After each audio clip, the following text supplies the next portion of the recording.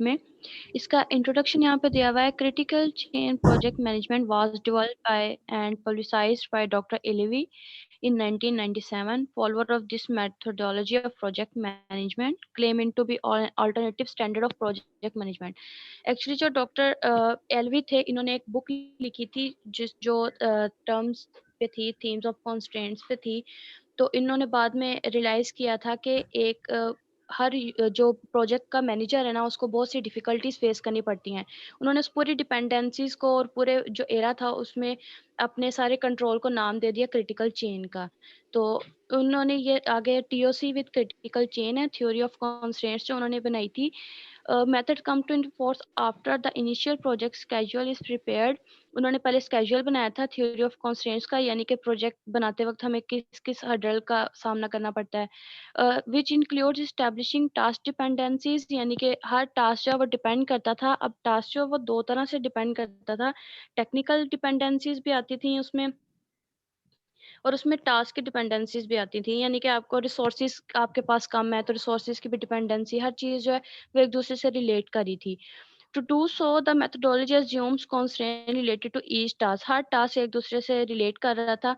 तो इसको उन्होंने थ्योरी ऑफ कॉन्स्ट्रेंट्स के बाद फर्दर क्रिटिकल चेन का नाम दिया। जो फ्यू कॉन्स्ट्रेंट्स थी उसमें आता था there is a certain amount of uncertainty in each task, हर टास्क में एक डिफरेंट तरह की अनसर्टेनिटी आती थी। Task duration are often over estimated by team members और task owner. Ma'am next slide. There is a certain amount of uncertainty. Duration are often overestimated by team members or task owners. जो task की duration थी वो या तो बहुत ज़्यादा estimate लगा दिया जाता था, यानी कि अगर आपका प्रोजेक्ट 10 डेज का है तो उसमें थोड़ा सा मार्जिन रखने के लिए उसको 20 डेज का कर दिया या 15 डेज का कर दिया, ऑफिशियली उसकी जो अनाउंसमेंट की कि हम इस डेट को आपका प्रोजेक्ट कंप्लीट करेंगे। This is typically done to add a safety margin to the task so as to be certain of its completion in the desired duration, ताकि decided duration में काम हो सके, end days में जो है वो burden ना हो। In most cases, the task should not take the time estimated, which include the safety margin. They should be complete earlier. वही बात आ गई कि उसको जल्दी खत्म करने के लिए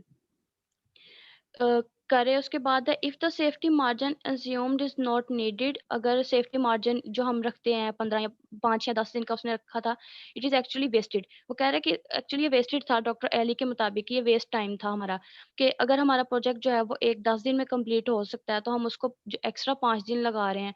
तो ये अगर हर एक टास्क डिपेंडेंसीज पे 5-5 दिन का इजाफा किया जाएगा तो एट द एंड जो हमारा प्रोजेक्ट होगा वो 2 to 3 months डिले पे चला जा सकता है। It may not necessarily means that the successor task can start earlier, जिसकी वजह से हमारे जो सक्सेसर टास्क होंगे बाद में आने वाले वो जल्दी स्टार्ट नहीं हो सकेंगे। Required for the successor task may not be available until their schedule time, क्योंकि एक टाइम हमने दे दिया, यानी कि हमने हर टास्क के लिए डिफरेंट टीम्स बनाई और टीम्स में ये कर दिया कि हर किसी को एक टास्क असाइन कर दिया और डेडलाइन दे दी। अब उनका जब टास्क डेडलाइन से पहले कंप्लीट हो गया तो वो कभी भी आपको हैंडओवर नहीं करेंगे उस टास्क से पहले, क्योंकि उनको एक डेडलाइन दी गई है। तो वो हर टास्क की जो डिपेंडेंसी है वो टाइम वेस्ट कर रही है। On the other hand, if there are delays over and above the estimated schedule, these delays will most definitely get passed on and in most cases will exponentially increase the project schedule, जिसकी वजह से अगर एक company एक साल में 6 project कर सकती है तो वो इस हिसाब से वो मुश्किल से 3 प्रोजेक्ट कर सकेगी। उसके बाद हमारे पास ये पिक्चर है। Ma'am next slide.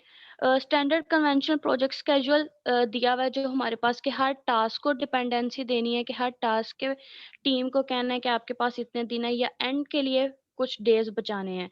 उसके लिए सीसीपीएम यानी कि critical chain project management methodology में हमने बफर्स यूज़ किए ताकि टाइम ज़्यादा वेस्ट ना हो। हर टास्क को टाइम देने की बजाय लास्ट के लिए 2 और 3 डेज रख लिए ताकि टास्क भी खराब ना हो। अगर हमें कोई कंस्ट्रेंट या हर्डल्स आ रही हैं तो वो भी हम एंड वाला बफर जो है वो ऐड करके थोड़ा-सा टाइम, यानी कि जिस टास्क को ज़रूरत है सिर्फ़ उस टास्क को टाइम मिले, हर किसी को टाइम ना मिले। उसके बाद नेक्स्ट स्लाइड है हमारे पास critical chain method. Critical chain method यानी कि जो हमने एज़ अ सॉल्यूशन यूज़ किया उसमें प्रोजेक्ट बफर आ जाता है। The total pool buffer deposited in the image above is referred to as a project buffer. यानी कि हमने लास्ट पे टाइम बफर ऐड कर दिया. Feeding buffer next है in a project network there are paths which feeds into a critical path. They pool buffer on each such path represent the feeding buffer to the critical path, resulting in providing some slacks to the critical path. Critical path वो है जो हम ऐसा जो है planning या ऐसा कोई लाइन यूज़ करना हम क्रिटिकल चेन को अचीव करने के लिए उसमें हमारे पास फीडिंग बफर आ जाती है. उसके बाद नेक्स्ट है हमारे पास रिसोर्स बफर. रिसोर्स बफर ये है कि ज़ाहिर है हमारे पास 2 तरह की लास्ट पे कंस्ट्रेंट्स आई थी, डिपेंडेंसीज़ आई थी, टेक्निकल और रिसोर्सेज़. अब रिसोर्सेज़ को भी तो किसी तरह कवर करना है, उसके लिए हम रिसोर्स बफर यूज़ करेंगे. This is a virtual task inserted just before critical chain task that requires critical resources. This acts as a trigger point है कि at the end जो हमें फौरन चीज मिल जाए. और for the resources indicated when the critical path is about to begin. जब हमें लगे कि अभी हमने स्टार्ट करना है क्रिटिकल पाथ यानी कि क्रिटिकल चेन को अचीव करने के लिए, तो उस टाइम पे हम अपने रिसोर्सेज को कंप्लीट कर लेंगे क्योंकि हमारी प्लानिंग हुई होगी. नेक्स्ट हमारे पास स्लाइड जो है इसमें इमेज है सीसीपीएम यानी कि critical chain project management methodology. इसमें हमें टास्क 3 में जो था हमें थोड़ा-सा टाइम ऐड करना पड़ गया लास्ट से क्योंकि हमारे उसमें कंस्ट्रेंट्स आ गई या उसमें कोई हर्डल आ गई या उसमें कोई उसका चेंज कर दिया हमने प्लानिंग में कुछ. तो हम जो लास्ट के लिए हमने थोड़ा-सा टाइम रखा था, बफर रखे थे प्रोजेक्ट के, वो हम यहाँ पे फीड कर देंगे. बाकी टास्क जो है वो अपने टाइम पे कंप्लीट होंगे. इसमें सीसीपीएम में 5 फोकसिंग स्टेप्स आ जाते हैं. वही थ्योरी ऑफ कंस्ट्रेंट्स ज़्यादातर इसमें यूज़ हो रही है. Identify the system constraints. हमें पहले से पता हो कि हमारे जो सिस्टम है या प्रोजेक्ट जो हम बनाने जा रहे हैं, उसमें किस तरह की हर्डल्स आ सकती हैं. Decide how to exploit the system constraint. और हमने उनसे निपटना कैसे है. ये नहीं कि हमने एक दफ़ा प्लान कर लिया है और उसको बनाना शुरू कर दिया है. जब कोई हर्डल आई है तब हमने बैठ के सोचा है कि अब क्या करें. हमें ये पहले से प्लान करना होगा कि हर्डल्स क्या होंगी, उनके सॉल्यूशंस क्या होंगे. Subordinates everything else to above decision. हर डिसीजन जो है वो हमने पहले से लेके रखना है. एलिवेट द सिस्टम कंस्ट्रेंट्स को देखना है और हर कंस्ट्रेंट के लिए हमने स्टेप्स जो है फर्स्ट से रिवाइज करना है सारा. उसके बाद सीसीपीएम इन प्रोजेक्ट, हम इसको प्रोजेक्ट में कैसे यूज करते हैं. There is need to understand the following aspects prior to implementation of critical chain project management in any project. किसी भी प्रोजेक्ट में यूज़ करने के लिए हम डिफरेंट इसका जो है वो एक कह लें स्केड्यूल या एक जो उसका सीक्वेंस अप्लाई करते हैं. रूल्स ऑफ प्लानिंग, पहले प्लानिंग के रूल्स बनाने हैं कि हमारे पास एक प्रोजेक्ट को बनाने के कितने प्लान्स हैं.